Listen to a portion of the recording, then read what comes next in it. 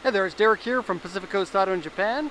We're looking here at a 2005 Mitsubishi Pajero 7-seater with a 3-liter gasoline engine. This one was bought from auction here in Japan. We're exporting it to Canada. It's actually going to a friend of mine who bought their first car probably 8 or 10 years ago. And I think, I don't know, this is a while ago, but I think that the time that they bought the first car, I didn't know him and then heard about him through friends of friends afterwards. So Gary, hello, this is Derek. I am shooting the video on your Pajero. 122, 177 kilometers on there. The condition of it is exquisite, this one. It is probably about a 9 out of 10, but there is an issue that wasn't mentioned on the auction inspection sheet. I'll show you in a second. But to start with, the engine looks fine. Mechanically, there is no issues with it. The body is extremely good. The interior is very good. I'm going to close the hood here. The oil looks good and the coolant looks good. Neither of those look like they need to be replaced, but you might want to replace them anyway. Timing belt changed in 2012 at 83,402 kilometers. That's extra nice because the seller hadn't mentioned that. I think these Pajeros are awesome. I think that they're a nice, large, comfortable, well-appointed vehicles. And to have one in good condition is going to be good. Also, Gary's first car was a Pajero too. So this, I guess he liked the Pajeros so much that it's time to get a second one. Let's go over the auction inspection sheet here. It's a 2005 Pajero. This is an active field edition, which I'm not 100% sure what it is. I believe you get a hard case for the rear tire, Rally Art exhaust, and Rally Art upgraded suspension on it, but I'm not 100% sure on that. Okay, it's an auction grade 4 with an interior grade C. They're being hard on that because it's actually more like an interior grade B, I would say. Mileage is 122,070, automatic transmission, alloy wheels, power steering, power windows, airbag, navi, and leather. It's original silver color. Sales points here in the note section here I'll translate. The sales points are original navigation from Mitsubishi with reverse camera, half leather seats, and that's real leather. The seats have heaters, for the front ones at least. Rally Art suspension and exhaust. Rear spoiler, that might be part of the active field edition as well. What is that? Colored side steps. I wonder what they mean by colored side steps. Maybe they're a different color on the non-active field edition? I don't know. Anyway, xenon headlights, corner sensors, like sonar sensors in the front and the rear. A hard cover for the rear tire mount, and the navigation Navi remote's going to be sent to you. Okay, the report here: underside surface rust, seat side has wrinkles, interior is dirty, various scratches, dents, and repairs. If you look at the body here, there's rock chips on the windshield. There's actually quite a few rock chips on the windshield.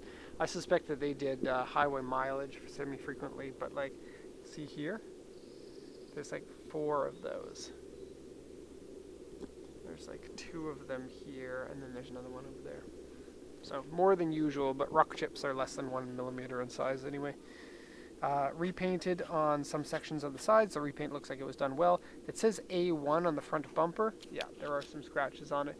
And a few other scratches on the car, but in general there's almost nothing that's really worth mentioning. I'll point out a few as I go along.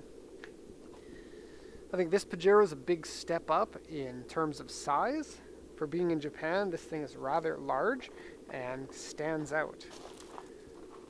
I think there's a certain subset of the population in Japan that wants a large vehicle simply because the roads here aren't suitable for large vehicles, and that person can buy a Pajero. It's pretty rare for somebody wanting 7 seats to go for an SUV here over a minivan. If you just look at the regular streets here in Japan, you'll find like large portion of the vehicles are either minivans, tiny cars like a Vitz or a Fit, or K cars like I don't know, all the K cars are kind of the same, the tiny little box ones with the 660 engines. So the interior of this has lots of space in the front and in the mid. The rear seat is an emergency style flip out seat that is stow and go into the trunk. That is very cool. I'll show you that when we get to it, but it's not the kind of seat that's comfortable for people to sit in. Only if you're micro size and only for small trips, I would say. But the trunk has lots of room if you don't have those seats in the outward position. And unlike the previous version of the Pajero, they don't take up any of your cargo. Well, they don't really take up any cargo space. The old ones were flipped to the side style seats to give you a very narrow area in the rear, whereas this one flips right into the floor. That's not actually a leak, if you were wondering. I was just checking the coolant and it pressurized, it splashed out. Pretty normal. So, front bumper has a number of minor scratches in it. I'll just show you the front bumper here. There's one scratch that's a little bit deeper here. This is my second time shooting this video because the first time I hadn't actually pressed the record button but didn't notice until I'd finished the whole report. Okay, going down here, everything is super clean. The biggest damage is these tiny little rock chips right here. The paint looks good. The styling of this looks great. It looks good with the rear mount cover. That's chrome. And somebody behind you can see the Mitsubishi logo on there. You can see a reflection of their own car that's not as cool and be like, darn, I got to get myself one of those Pajeros. The lettering on here is a little bit faded. The rear spoiler, I guess it's spoilery. Okay, nice big headlights and taillights, modern looking, I would say. Plastic over fenders along with plastic cladding down here, and the side step makes it so that the metal is well protected from door dings. That's part of the reason why there aren't any dents in it. There is a scratch along here, and there are a few other mild scratches like here. So, corrosion. This was the part that was not mentioned on the auction sheet, and it is sucky. There is corrosion underneath this step. I don't know how far that it goes. Will need to be repaired. I see my camera is saying it's overheating, so hopefully it doesn't shut off, but if it does, this might be a two-part video. Okay, so the interior here, everything is looking good. The seats are all good, very small amount of sag, and the wear on it is here, but you can refinish that because it is leather. Okay, the steering wheel doesn't look like somebody was touching it for 120,000 kilometers, which is excellent. And I feel like this is a nice modern interpretation on an interior that doesn't look super dated. Okay, has a seat heater buttons there, climate control here, and dual DIN with a monitor. The monitor is kind of a low resolution compared to what you would expect nowadays, and automatic transmission, shift yourself section if you want, and then two-wheel drive, four-wheel drive low range, and four-wheel drive low range locking. But I'm not sure what locks. It's probably just the center differential that locks, but it could be the front and rear differentials as well. This one here is the on-off switch for your sonar. This one opens two ways, the iPhone way and the sandwich way, I guess. And you can also move it forward and back with this switch here. Okay, lots of headroom, lots of visibility all the way around you, which is something that a lot of cars don't have these days. But the very bubbly kind of styling of it makes it a little bit difficult to tell when your vehicle is straight against, like I always park these things as straight as I can against this part here, and it's a little bit difficult to understand when you are parked completely straight because when you look through the mirror it's kind of deceptive. So maybe a touch difficult to park. The rear section, nice and big. Okay, you can fit tons of stuff in here. And these seats, I'm not sure exactly how it works. I don't know. I'll come to them at the midsection, but electrical outlet, cigarette lighter adapter, and then there are seats underneath here.